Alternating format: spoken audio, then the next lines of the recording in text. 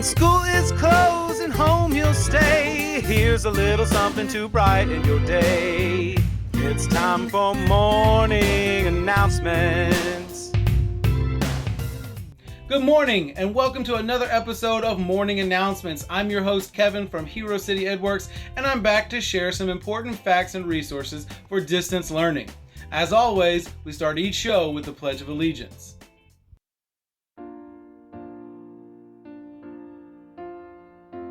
I pledge allegiance to the flag of the United States of America and to the republic for which it stands, one nation under God, and indivisible, with liberty and justice for all. In order to help a few more teachers and parents adjust to the new paradigm of working from home with online tools, I reached out to my friend Sean via Zoom to get some insight into how to approach e-learning for beginners. Sean, thank you for joining us on Morning Announcements. Before we get started talking about teaching in the new paradigm that is the shutdown from COVID-19, I wanted to give you a chance to tell our viewers a little bit about yourself. So who are you? What do you do? So I'm Sean Winningham. I am a designer for online courses at a university. And basically what that is I help faculty not only put their courses together in an online space and think about the technology they're going to use, but also think about the pedagogy that they might be using to teach their courses online, because this is a different space than what they were used to in teaching in a face-to-face or in a classroom setting as well too. For teachers who have never taught a course online, especially, elementary and secondary ed teachers, what would be something that you think that they should know before they try to get started? One of the pieces of advice that I always give the faculty I work with is with the online to be a little bit more intentional and think about the things that you usually have in the experience of the face-to-face course that might be assumed, or the interactions you might have with your students that you might be overlooking in the online space as well too. Now, with everything that's going on, I think the other advice that I would put out there is that, don't be too hard on yourself or on your students. This is something that is really, really difficult for a lot of people to kind of make that transition. Just give yourself and your students a little bit slack. You guys are all in this together. You're making sure that, they get the education that they need given the circumstance that we're in right now, so. And what would be something that parents who are trying to help their students become e-learners, what is something that they can do to help their kids out? I would say definitely keep in touch with your teachers or with your child's teachers as much as possible, because they're going to be there to support you and kind of help you through this time of transition and things like that. I think it just comes down to making sure that your kid knows that they're loved by you and by their teachers, and that you're going to support them as much as you can. And that's okay. That maybe as you're helping your child try to go through this e-learning or remote distance learning process right now, that you need to take a break, and that you just have to spend time with them and being their parent as opposed to being their teacher as well too. So making sure that you're not making it a stressful environment for yourself and for your children as well too. All right, Sean. Well, thank you so much for joining us today. I appreciate you.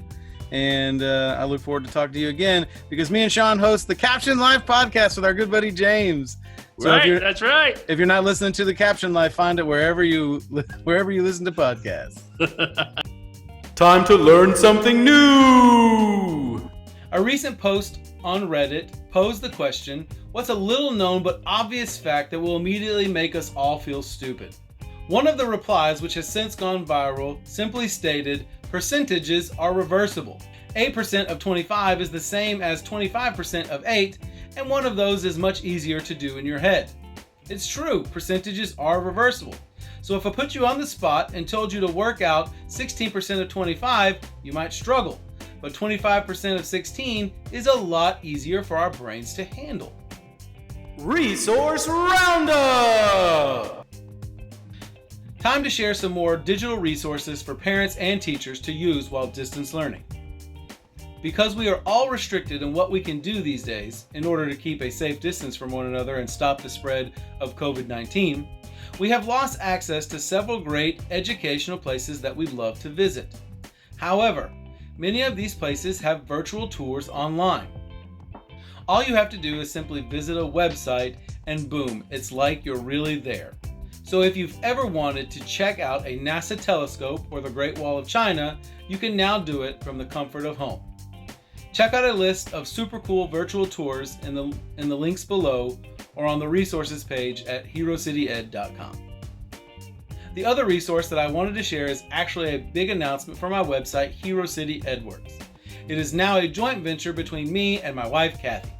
She's been hard at work creating music and art resources for her young learners, and we've decided to make this a collaborative venture. You can head over there now to see the updated look and to check out her video lessons online. On a serious note, to finish today's episode, I wanted to talk about making connections.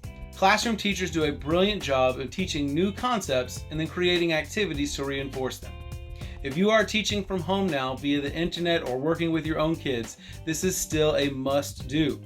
Don't assign busy work and don't give in to the "because I said so" as a reason for doing an assignment.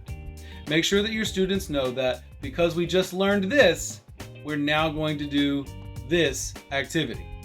Hey, we're all going to get through this together by staying the heck away from each other. Until next time, check out the resources and blog on our website, www.herocityed.com, and check out the links to anything I've mentioned in today's episode in the description below. Please like this video and subscribe to our YouTube channel if you like what you see, and if you have any suggestions, please hit me up on Twitter at HeroCityKevin. Look for new episodes of Morning Announcements on Tuesdays and Fridays.